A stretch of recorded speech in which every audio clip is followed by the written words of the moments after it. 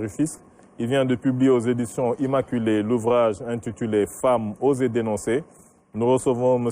Ismaël Agnan.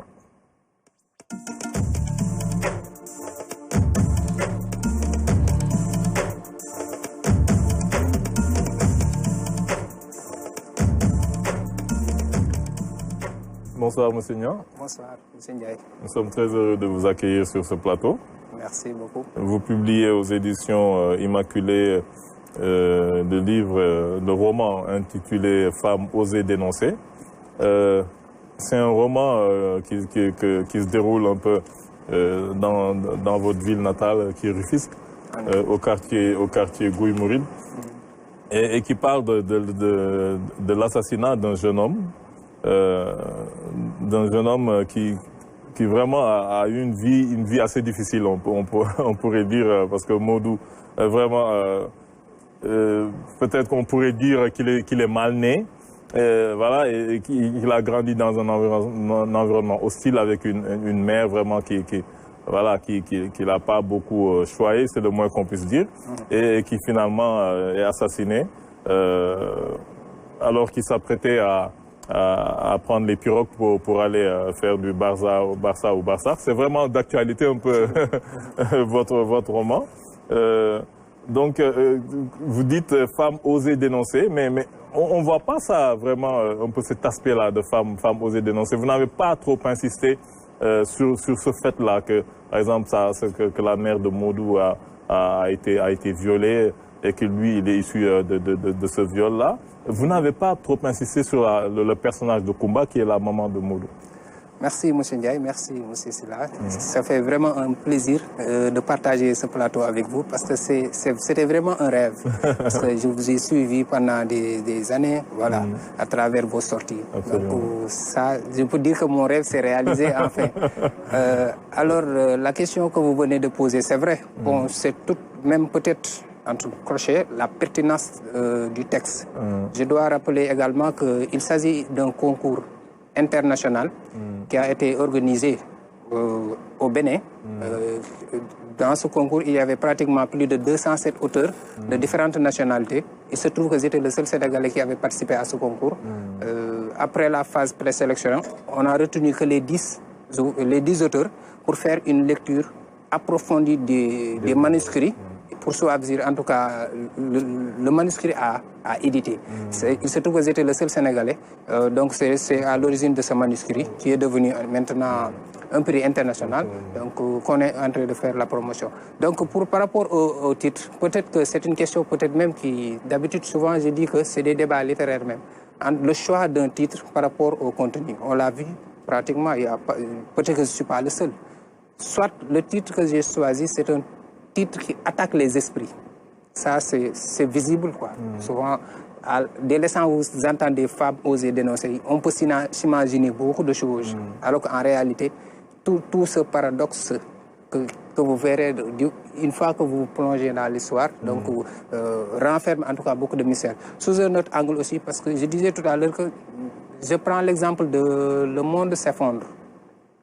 Par rapport au contenu, est-ce qu'il y a un rapport? Souvent, c'est des questions... Ah oui, Le Monde s'effondre, voilà. Le titre... Par rapport au contenu. Par rapport au contenu... Pourquoi pas, Chignon n'avait peut-être pas choisi... Parce que c'est le monde des anciens qui s'effondre par rapport au monde nouveau, par rapport à la colonisation. Peut-être que les grammairiens vont me tordre la main, ou peut-être me diront que pourquoi avoir choisi le article défini le pour titrer son ouvrage. Au lieu de dire un monde s'effondre. Un monde s'effondre. Pour un peu rendre un peu partiel par rapport à ce monde-là dont il parle. Ou bien pourquoi pas au concours ou l'incarnation de la tradition Ibo, ou bien même pourquoi pas au concours seulement un titre personnage éponyme. De la même manière aussi, ça c'est les grandes classiques bon, il y a certaines grandes classiques qui l'ont fait, mais même avec les contemporains, je prends l'exemple de Guillaume Musso. Il a écrit Demain, un ouvrage qui est même à chaque fois, ces ouvrages même, je dis que ce sont des best-sellers. Il intitule son ouvrage Demain. Mais si vous parcourez le contenu, la première question que vous vous posez, c'est pourquoi demain par rapport à ce contenu-là. Donc c'est pourquoi moi je me suis dit que je ne vais pas m'attarder au titre. Parce qu'au départ, je signale que cet ouvrage m'a pris 7 ans d'écriture. Quand même. vu le marché de l'édition qui est excessivement cher, donc on est obligé de faire des rabats sur des concours pour pouvoir en tout cas nous faire entendre. Vous ne l'avez pas écrit en 7 ans, il vous a mis 7 ans, vous avez mis 7 ans avant de le publier. Oui, c'est tout un processus. Ça a débuté vers 2013, comme ça, ainsi de suite. Au fur et à mesure que le texte grandit et il y a d'autres idées qui me traversent, ce qui est à l'origine de cet ouvrage. C'est pourquoi je dis que c'est tout un processus. C'est vers 2019, fin 2019, que j'ai entendu ce concours-là et j'ai postulé le manuscrit pour essayer de tenter ma chance pour me faire éditer. Donc c'est ce qui est à l'origine de cet ouvrage-là. Mais quand même, de façon générale, en tout cas, c'est un ouvrage qui est à la fois un plaidoyer et un hommage. Parce qu'il y a des séries d'hommages que j'ai rendus d'abord à ma ville natale, vous l'avez dit tout à l'heure, mais aussi cet inspecteur Barros qui a cru en moi à bas âge. Parce que malgré les périodes que j'ai traversées, donc il a été vraiment quelqu'un qui m'a accompagné. C'est quelqu'un qui existe. Oui, il existe réellement. C'est le seul personnage qui existe réellement. J'ai pris son nom pour lui rendre cet hommage. Parce que jusqu'à présent, je ne peux plus le voir. Je ne sais plus où il est. C'est l'occasion, peut-être à travers les médias, si sa famille peut-être me voit, sache que véritablement, je rends hommage à cet inspecteur. Il fut inspecteur au commissariat urbain de Rufisque, vers les années 98, 99, comme ça. Donc, voilà, parce que c'est quelqu'un qui... il fut aussi l'ami de mon père. Donc même à travers le titre, à travers la couverture, on voit que vous dénoncez ces abus qui sont faits aux femmes. C'est vrai, comme je dis, peut-être qu'on n'a pas trop insisté là-dessus, mais c'est vrai que c'est un fléau vraiment qu'il faut dénoncer parce qu'il y a beaucoup d'omerta peut-être dans le domaine. C'est des sujets qui sont assez sensibles et peut-être beaucoup de femmes ont tendance à ne pas vouloir parler. En fait, quand j'écrivais cet ouvrage, je me rappelle, à la base, je voulais parler de moi, de mes inquiétudes, de mes ressentis. Puisqu'il y a écrire, pour moi, c'est se trahir. Dès l'instant où on se met à écrire, il y a certainement une partie de nous qui s'implémente dans notre texte. Au point que je voulais parler peut-être de la violence qui sévit dans les bidonvilles, voilà, de l'abandon prématuré des enfants, voilà, de l'insécurité, etc., de l'immigration clandestine, parce que c'est un thème qui me tient à cœur, avec lequel souvent je discute avec des gens pour les sensibiliser, pour qu'ils comprennent que la mer n'est pas la solution. Maintenant, au fur du temps, il y a d'autres thèmes, surtout la question de la femme dont vous évoquez tout à l'heure, le mal traversé. Pour des besoins de tenir en haleine le lecteur, je voulais utiliser un sujet qui est sensible. Et par la même occasion, dès l'instant où bon, en fait, ça a coïncidé avec ces phénomènes récurrents de viol, d'abus sexuels, d'agression, etc. Je me suis dit que je vais mettre l'accent sur ça. Ça fera de bonne guerre, non seulement pour dénoncer ces actes, parce que pour moi, il faut qu'on ose poser ces débats et en discuter de façon sereine pour que des solutions puissent sortir. Voilà. Absolument. Voilà. Bonjour, monsieur Ismaël Nia. Bonjour. C'est un plaisir de vous lire et puis félicitations pour ce que vous avez fait et d'avoir participé à ce type de concours.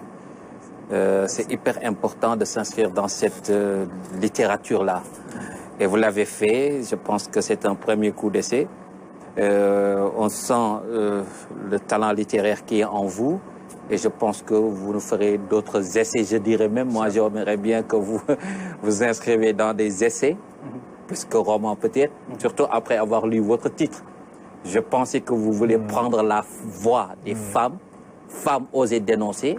C'était un alibi peut-être pour vous de prendre la voix des femmes pour mettre le doigt sur un certain nombre de problèmes que les femmes rencontrent. Tout à fait.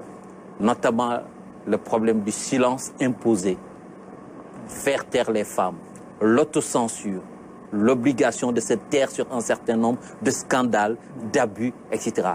Je pense que vous allez emprunter. Je pense que si vous avez été subtil, mais ça ne traite, voilà, vous avez cherché cette subtilité-là que vous avez abordée. Ce titre me rappelle, je pense que ce roman pose un débat littéraire, mais au-delà du débat littéraire, ça pose un problème, ça soulève la problématique de la violence faite aux femmes. Absolument.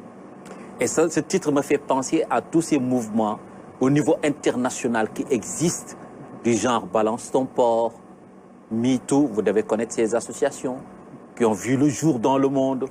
On a hashtag Balance ton port, MeToo, où ces associations cherchent à encourager les femmes à dénoncer éventuellement les personnes qui les ont en tout cas fait souffrir. Et donc voilà.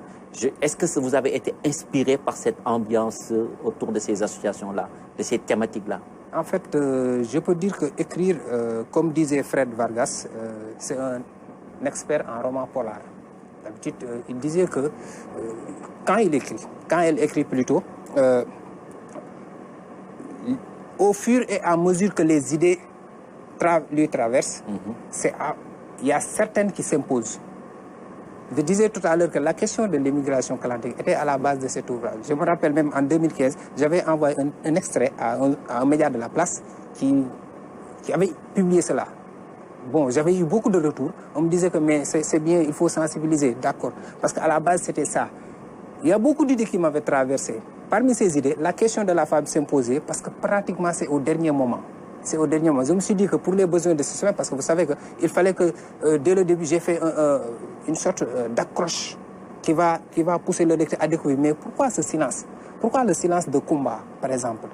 Je vais essayer de créer quelque chose. C'est à partir de là que cette idée m'est venue. Il s'est trouvé qu'avec, bon, puisque rien n'est hasardeux dans la vie pour moi, ça a coïncidé avec ce phénomène récurrent, le viol. Oui, il y a certains qui me disaient que ce livre est purement féministe. J'ai dit d'accord, je peux accepter, dans la mesure où, quand il s'agit de poser un débat véritablement sérieux pour que des solutions puissent en tout cas sortir, je suis preneur. Mais quand, bon, du point de vue du fond, il y a beaucoup de thèmes qui ont été développés. Mais il y a un problème en cherchant à nous inviter, à nous accrocher à votre thématique. Au lieu d'aller peut-être droit au but, ou de vous focaliser sur la thématique centrale, principale, vous commencez votre roman par un meurtre, une histoire d'amour. Au point qu'à un moment, ça peut nous dérouter. Je comprends votre volonté de retarder, de donner envie, de lire, d'aller jusqu'au bout. Est-ce que vous ne risquez pas, en vous adonnant à ces techniques qui existent dans les romans, de nous perdre, de perdre votre lecteur, qui finalement peut-être risque d'être dérouté, ou peut-être que vous ratez peut-être la réflexion à mener autour de la thématique de la question centrale, de la question centrale qui est l'immigration clandestine, qui est un véritable problème aujourd'hui. On a reçu aujourd'hui pas mal de... Mais la question centrale, justement, devait être je veux dire, le sort des femmes plutôt. Voilà, c'est là où, c'est ce que je lui dis, à un moment, absolument. Commencer par l'histoire d'amour. Femmes osent dénoncer, qu'on met cette affiche-là, au contraire, on penserait que... Voilà toute la subtilité du texte. Parce que déjà, il y a certains même qui se penchent sur la question du meurtre et ce processus d'enquête jusqu'à trouver un crime. Là aussi, il y a cette partie enquête policière aussi. En effet, parce que je m'entraînais un peu à cette technique d'écriture. Parce que je me suis dit que puisque dans l'espace littéraire sénégalais ou bien même africain, ce genre de roman polar est pratiquement absent. Je me suis investi dans ce domaine-là pour essayer de m'entraîner. C'est vrai un avocat dont j'ai oublié le nom, il a fait une série de polars, lui, aux éditions Harmattan, une série de polars basés sur des faits réels, d'excellents livres. En plus, cette forme d'écriture, ça libère forcément le lecteur, parce que vous serez obligé à la fin de connaître le coupable, ainsi de suite, et tout ce processus-là.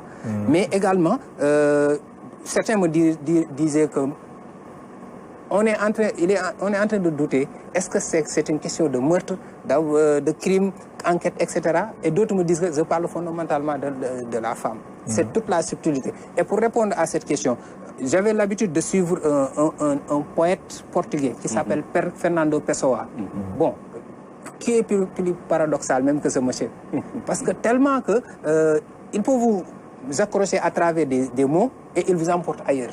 Mais vous serez obligé de rester. Vous savez, peut-être qu'il y a certains qui me diront que peut-être la pertinence du texte peut se reposer sur le fait que vous serez obligé de terminer l'ouvrage. C'était tout ce que je cherchais, pour fixer le lecteur quelque part, pour qu'il puisse terminer l'ouvrage. Mais également, vous savez, il y a même son dernier livre, parce qu'il n'a rien signé de ça, mais pratiquement c'est après ça qu'on a édité ces textes. Je parlais de Fernando Pessoa tout à l'heure, parce que il y a un livre qu'il a écrit, le livre de l'intranquillité.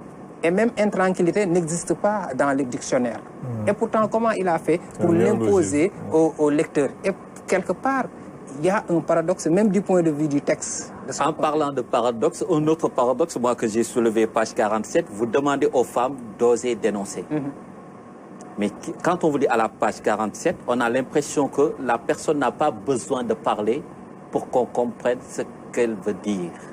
Qu'est-ce que vous dites? En général, une espèce de convention tacite provenant d'une quelconque loi de la rue permet aux jeunes de pouvoir communiquer sans parler, comprendre sans s'expliquer. Pour quelqu'un qui demande aux gens de parler, de dénoncer, d'oser dénoncer, comment accepter l'idée qu'il faut deviner derrière une présence les mots?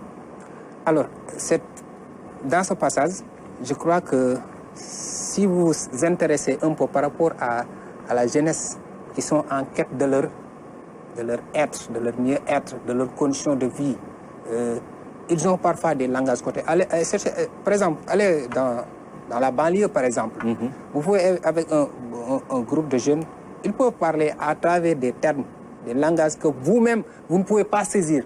Ils se connaissent, quoi. Ils se connaissent enfin. Je voulais parler là-bas de ces jeunes qui se préparent pour une odyssée maritime. Je veux dire l'immigration clandestine. Maintenant, en se regroupant, ils vont faire de sorte que même leur langage ne soit pas accessible à peut-être quelqu'un qui pourrait compromettre le projet de voyage. C'est en ce sens-là que j'utilise ces termes-là pour montrer que parfois le processus de l'organisation du voyage maritime, ce que font les jeunes, c'est tout un processus. C'est à la limite des éléments qu'ils regroupent à travers des termes parfois qu'ils essaient pour que les gens ne puissent pas comprendre leur message. C'était juste ça que je voulais mettre en relief. En tout cas, nous avons été très heureux de vous accueillir sur ce plateau. Je rappelle, comme vous venez de le dire, que c'est le prix international Immaculée édition 2020.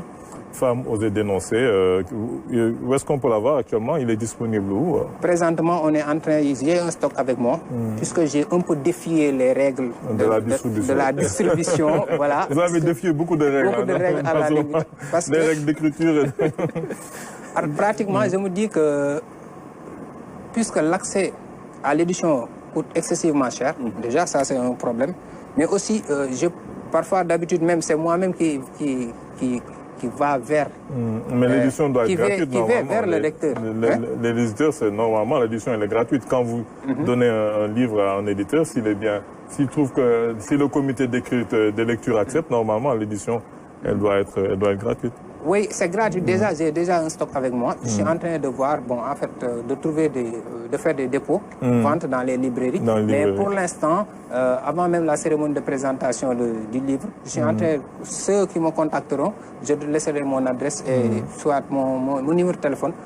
Souvent, on se retrouve quelque part, on fait des échanges, ensuite on fait une photo de famille et je vous livre l'ouvrage. Le temps que je trouve maintenant des librairies capables en tout cas de nous accompagner dans ce projet. Donc parce que déjà, on est en train de faire un projet, je ne sais pas si vous permettez, parce qu'on est en train de préparer un projet avec une équipe pour faire des tournées, pour parler de ces choses, avec les élèves surtout, également pour qu'on puisse en tout cas être...